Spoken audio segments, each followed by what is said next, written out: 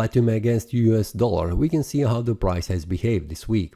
After the price formed this bearish candle in Monday has started with this bearish candle going up and down or between this resistance and support level.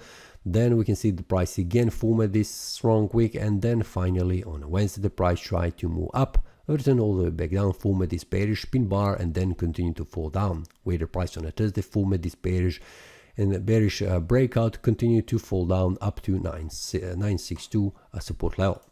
Weekly time frame shows us currently the bearish candle, which was expected in the previous week analysis that the price could return all the way back down to this support level.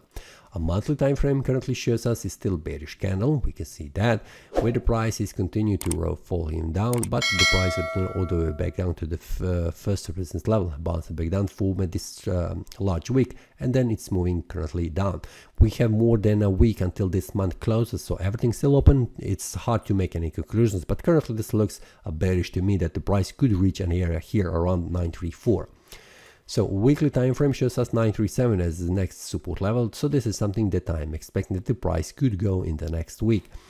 The daily time frame shows us also the price is currently at the support level that needs to be broken. So if the price makes a bearish breakout like in this example, formed, and it is confirmed in the next candle, not returning all the way back up, the price will try to reach this area around here 937.55 as a support, and also it is a demand zone where the buys are waiting.